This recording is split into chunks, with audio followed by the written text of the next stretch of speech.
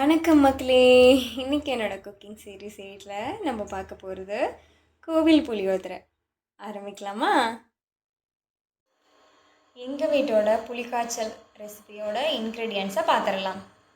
200 gram புளி, 2 spoon வெந்தயம், அரை ஸ்பூன் ஜீரகம் மல்லி, 2 ஸ்பூன் மஞ்சத்தூள், 2 ஸ்பூன் எள், 2 கைப்பிடி கடலப்பருப்பு, 2 கைப்பிடி வேர்க்கடலை, 15 காஞ்ச மிளகாய், அடுத்தது 15 காஞ்ச மிளகாய் இங்கே நறுக்கி வச்சுருக்கோம். இது 2 ஸ்பூன் பெருங்காயத்தூள். இப்போ ஒவ்வொரு பொருளாக நம்ம ட்ரை பேனில் வறுத்து எடுத்துக்க போகிறோம்.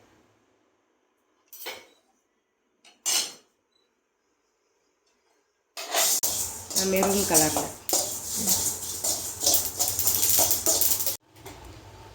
வரமிளகாக்கு மட்டும் நல்லெண்ணெய் ஊற்றி வறுத்துக்கணும். இப்போ கடாயில் 100 ml நல்லெண்ணெய் விட்டுருக்கோம்.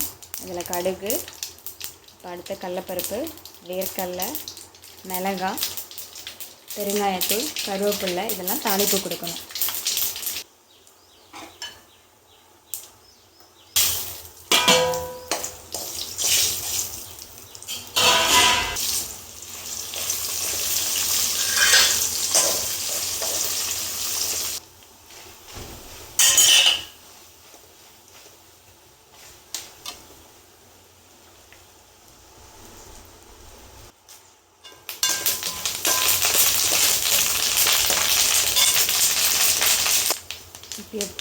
இப்போ புளியை கரைச்சி ஊற்றிக்கணும்.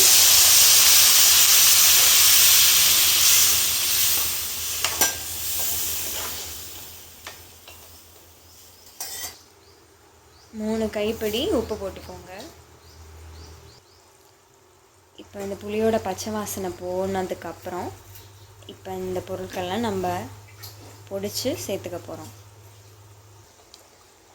புளி தண்ணி 10 நிமிஷம் கொதித்ததுக்கப்புறம் நம்ம இந்த பொடி பண்ணி வச்சுருக்கிற இப்போ புளி நல்லா கொதிச்சிருச்சு. 10 நிமிஷம் ஆயிடுச்சு. இப்போ இந்த பொடியை கலந்துக்க போகிறோம். பொடியை கலந்து ஒரு 2 நிமிஷம் கொதி வந்தோடனே ஆஃப் பண்ணிடணும். ஒரு 2 ஸ்பூன் வெல்லம் சேர்த்துக்கலாம், அந்த புளியை பேலன்ஸ் பண்ணுறதுக்காக. இந்த புளிக்காய்ச்சல் ஒரு 3 கிலோ சாதம் வரைக்கும் கிளறி வச்சுக்கலாங்க.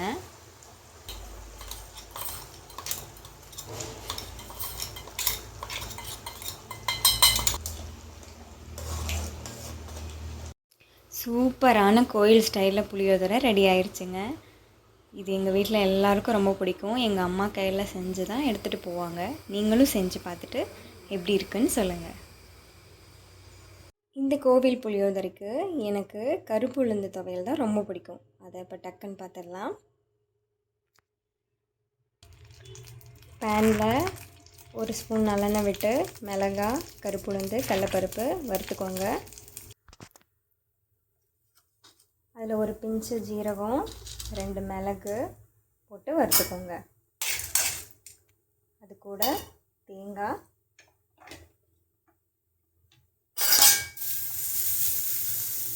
அப்புறம் புளி,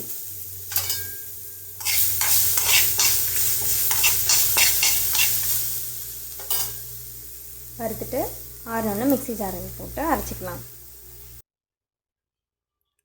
எங்கள் வீட்டு கோயில் புளியோதரை ரெடி ஆயிடுச்சு. நீங்களும் செஞ்சு பார்த்துட்டு எப்படி இருக்குன்னு சொல்லுங்கள்.